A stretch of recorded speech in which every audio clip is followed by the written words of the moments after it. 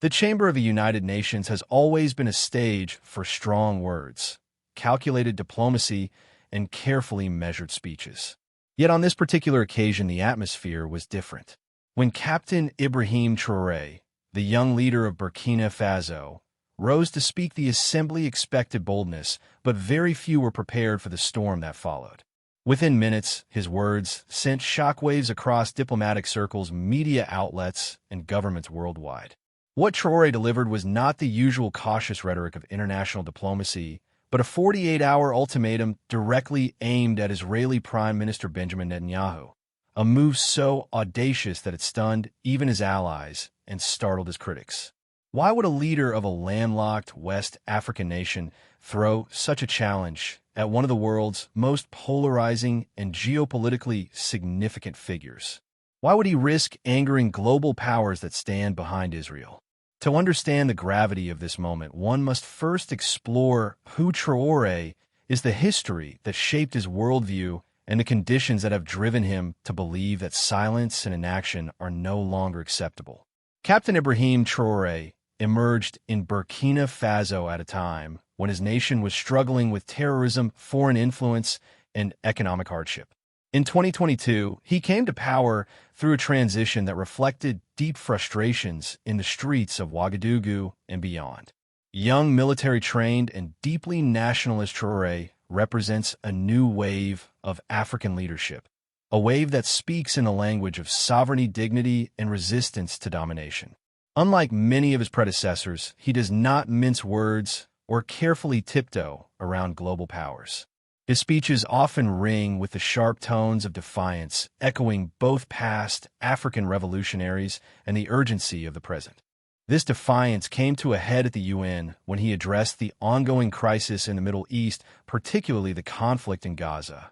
Traoré painted a picture not just of political disputes, but of human suffering.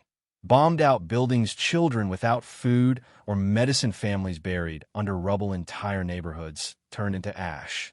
He described it not only as a humanitarian catastrophe, but as a moral test of our times. His voice did not tremble when he turned directly to Netanyahu, demanding an immediate cessation of what he described as war crimes against civilians. His statement was laced with fury and conviction, but the most shocking part was his ultimatum, a 48-hour deadline for Israel to halt its offensive or face a wave of consequences Africa would no longer withhold. For many diplomats in the room, this was unprecedented. Leaders from African nations often issue statements of solidarity with Palestine, but seldom has one dared to call out Israel's prime minister so directly, let alone issue an ultimatum. The assembly buzzed with whispers. Reporters rushed to file their breaking headlines. Within minutes, social media was ablaze with clips of Traoré's words. Some labeled him reckless, while others hailed him as the only leader brave enough to speak truth to power in a hall that so often drowns truth in bureaucracy. But what exactly did Traoré mean by consequences? Analysts rushed to interpret his words. Some speculated he was threatening a coordinated African diplomatic boycott of Israel, potentially recalling ambassadors or severing trade ties. Others argued it was more symbolic, an attempt to galvanize global public opinion, especially in the global south, to put pressure on Israel. Still others believed that Traoré was planting a seed for a broader African foreign policy realignment, where the continent would no longer remain a silent observer in global conflicts, but an active moral voice. The reaction from Israel was swift. Netanyahu dismissed Traoré's remarks as theatrics meant to grab headlines, but behind closed doors, Israeli diplomats expressed concern. If African nations rallied behind Traoré's defiance, it could spell trouble for Israel's long-standing attempts to build economic and security partnerships across the continent. The timing was particularly sensitive as Israel had been working for years to strengthen ties with African Union states as part of its diplomatic outreach. Meanwhile, in Washington, Paris, and London, policymakers debated how to respond. Some viewed Traoré as an irritant, a small country leader punching far above his weight. Others warned that dismissing him would be a mistake. They pointed out that his words resonated not only in Burkina Faso, but across Africa, the Middle East, in parts of Asia and Latin America. The ultimatum struck a chord with populations that see global institutions failing to protect the vulnerable. For ordinary people across Africa, Traore's stance was electrifying. In Ouagadougou, young people carried posters praising him as the voice of the voiceless. Social media platforms exploded with hashtags calling him a hero. In Nigeria, Senegal, South Africa, and Egypt, commentators discussed whether their own leaders would have the courage to make such a bold stand. Many ordinary Africans, long frustrated with what they see as Western hypocrisy in global conflicts, interpreted Traore's words as a rallying cry for a continent that has too often been sidelined in international affairs. Yet with admiration also came skepticism. Critics asked whether Traore was overstepping. Could Burkina Faso, a nation still grappling with insurgency and economic challenges, realistically follow through on such an ultimatum? Would this move invite diplomatic isolation or even retaliation from powerful states?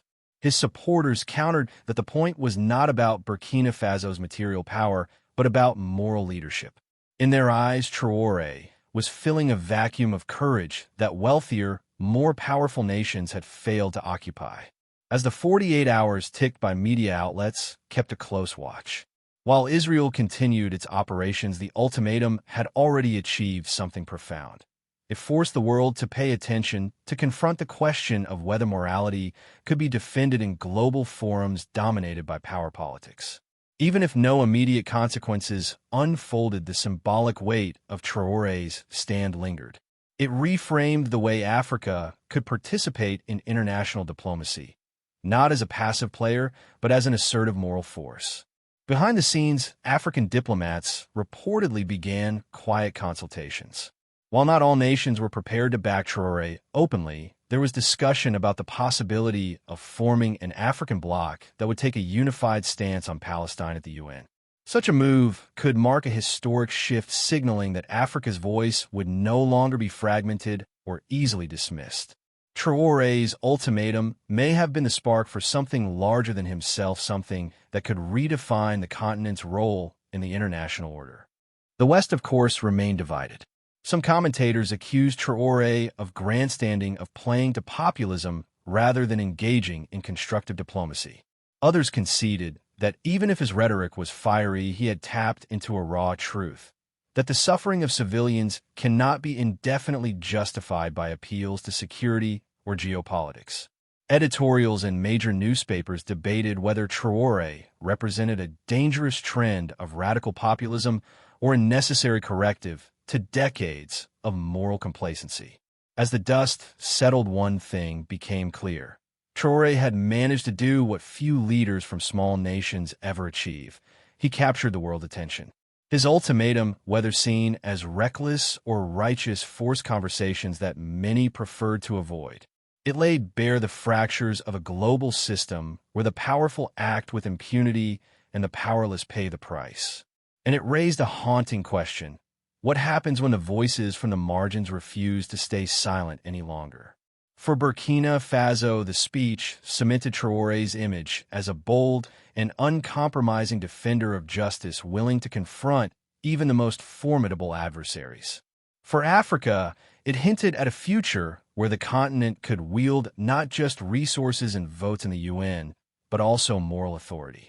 And for the world, it served as a reminder that sometimes it is not the size of a nation, but the courage of its leader that shakes the halls of power. In the end, Traore's 48-hour ultimatum may not have halted bombs in Gaza, but it marked a moment of clarity, a refusal to accept silence as complicity. It was a declaration that Africa would no longer whisper in global debates, but would raise its voice loudly and unapologetically. Whether history judges him as reckless or visionary, there is no denying that in those electrifying moments at the UN, Traore stunned the world and ensured that his message would echo far beyond the 48 hours he demanded.